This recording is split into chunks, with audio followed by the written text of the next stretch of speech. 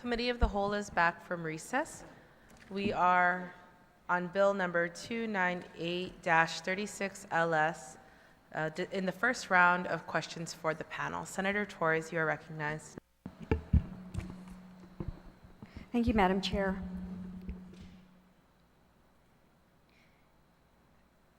Our main sponsor outlined the necessity for the bill in great detail, and I appreciate all the nuances of why this bill is so important to pass. I wanted to just ask Bond Counsel, because essentially this bill is removing caps on identified projects that were authorized in the bond issuance or the seeking of a bond. And here we are, many years later, finding difficulty with the thresholds that were established in CAP because of the time lapse and the increases in pricing for the respective projects. But I want to go back to another point that was brought up in the committee report and also by you, Ms. Mendiola. You mentioned that GITA and Bond Counsel are in agreement with this bill, that it doesn't amend, it doesn't materially change the bond by removing the caps on the amounts of funds used for the intended CIP projects, and it still complies with the revenue bond mandates. But I want you to, if you can, is the inclusion of caps an ordinary or regular type of occurrence in these authorization bills, or is it more the exception? And I'm just trying to establish where this is an unusual practice by a body to pass such a law, and if in fact that is the case, that it is unusual and that it's more of a hindrance than anything. Can you opine on that? Certainly. Thank you for that question, Senator. When it comes to the caps, I do believe, well, as you had mentioned, to reiterate, Bond Counsel basically stated that the bill does not purport to substantively alter the previous enumerated capital improvements, but merely purports to lift the caps of each expended category, and that really their reading of the bond indenture as well as the law, or as well as the bill, is that the only approval at this point in time would be approval from the legislature. Whether or not it's a common practice, it's when an agency is first issuing, this was the very first issuance for the Port Authority of Guam of a bond. I know because I was a board member at the time.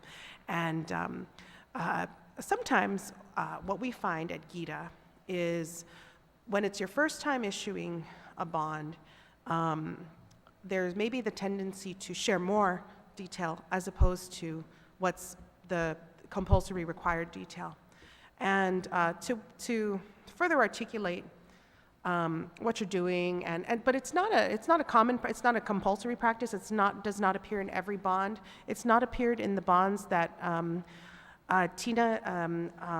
Ms. Garcia can comment on this, but we do a number of bonds for the airport, the other autonomous agencies. So speaking alone for Guam, there's often discussion about the types of projects that will take place, but not an articulation of pricing associated with those projects, respective projects, what we see locally.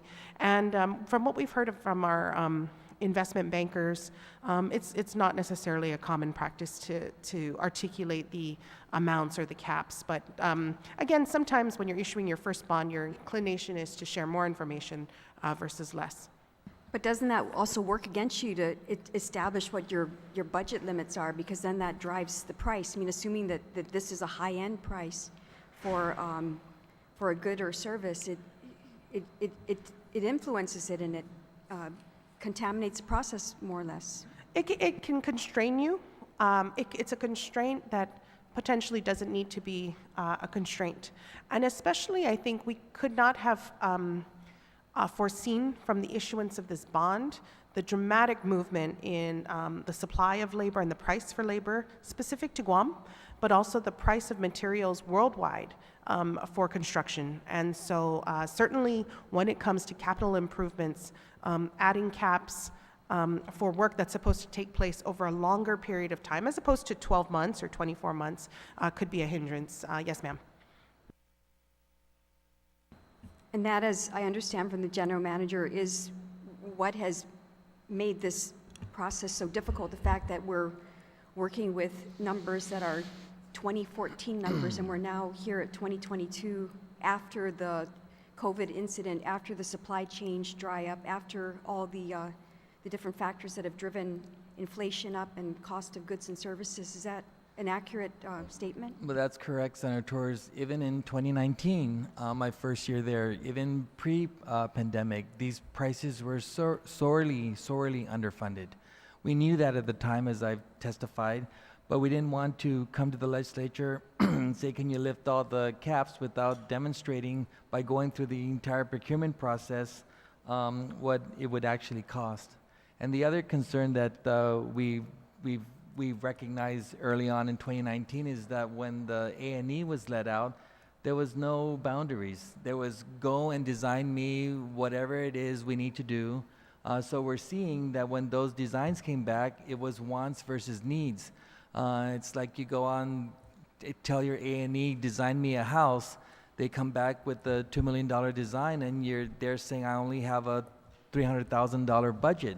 And so then you have to go and start making all those necessary cuts. So we believe we were doomed to fail from the very beginning, but we're not going to fail because we're trying everything we can with the support of the legislature, with the support of the board and our governor, and we have a great team at the port to figure a way forward. As I pointed out, a $59 million response to a $23 million budget, other people may just give up. But we didn't give up. We just said, team, we have to renegotiate, break this down in 2 phases. That's what we've been able to demonstrate. So as Senator Nelson pointed out, we've demonstrated due diligence over the last 3.5 years to work with what we were given, but we're at this juncture where we're saying remove the cap so that the board can have the responsibility of determining how these monies are going to best be applied. Thank you, Madam Chair. I have no further questions. Thank you, Senator Torres. Senator Nelson. Thank you, Madam Chair. I just wanted to point out that in Public Law 34-70, the results from the underwater assessment and inspection services was not put in the bill because the results did not come back until 2018. And Public Law 34-70 was passed and became a law on December 7th, 2017. And so, Mr. Respicio, when was the underwater assessment and inspection services, when was ProMarine Technology requested during this time to do an assessment of the ports?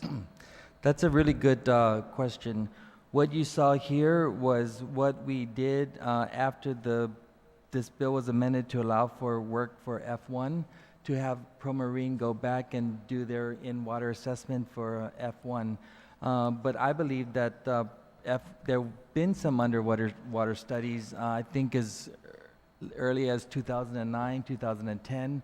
When I was a member of this legislature and I was vice chair of Senator Ada's committee on oversight that had oversight over the port, we had extensive public hearings about F1 and the situation that F1 is in.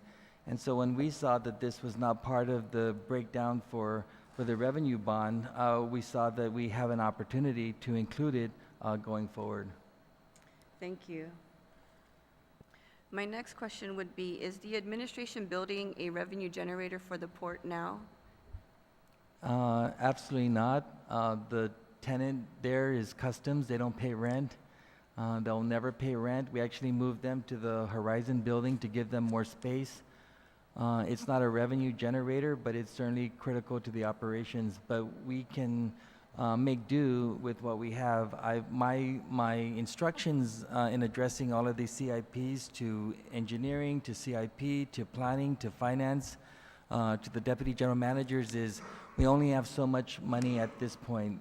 Let's design something that would give us 5 to 7 year service life as a, to buy us more time, and at the same time we're going to be chasing some grants, particularly the bipartisan infrastructure law that put a lot of money into these areas for us to go after them competitively. Thank you. In the 34th Guam Legislature, when we were entertaining the original bill, which was 157-34, there was a concern within the body that in some shape or form that the port would utilize the bond to, in some manner, move money around so that they can increase raises just increase raises for the personnel there. Is anything in the bond, in this bond that we are looking at, going to be committed towards operations of increasing raises of any kind? Absolutely not. Okay. And so we're not going to see that if this bill passes and once you get the bond, we're not going to see an immediate result of a raise increase and so forth. No, and Gita may jump in and say that that's not entirely possible without serious consequences for those actions. Okay. And what year is the master plan that you're looking now, that you are following? Because we have a 2007, we have a 2013 update. What is the master plan now? We are undertaking, it started as a 2020 master plan update, but it kind of evolved. We got more money from oil DCC, so even though, I guess we might call it the 2023 22 master plan, we're hoping to transmit it January of next year, but we're at the tail end of that plan. But even though we have a master plan update, we have been implementing portions of those plans that don't require the legislature or the governor's approval or PUC's approval. For example, a chapter in that plan is the cargo inspection facility. And so you can see, as your oversight chair for customs, they've used that feasibility study to determine how much money they need to go out and look for funding for an A&E and also to build the building. Okay, thank you. In this bill that we are examining today, are we looking at changing any of the items that we currently have in law in regards to public law 35-44? No, Senator, only to the extent that we don't have funding at the time for it. I'm thinking the best area to put a pause on is the annex building. Okay, thank you. Yeah. Madam Chair, I do share a concern that we are lacking a serious representation of the body, and we're examining these bonds, and I know our colleagues have other agendas that they need to do this evening, and so with that being said, I don't want them to miss out in this dialogue and this exercise for them to also ask questions if they have any concerns, because this bond bill is very important for not only for the port's growth, but also for our island. And there's a lot of projects that are significant to our waterfront facilities. And so I'd like to, at this time, request that we do a recess on Monday, 10 a.m. 9? I'll amend it to 9 a.m. Thank you. Any objections? Hearing none, we are in recess until 9 a.m. on Monday. Thank you.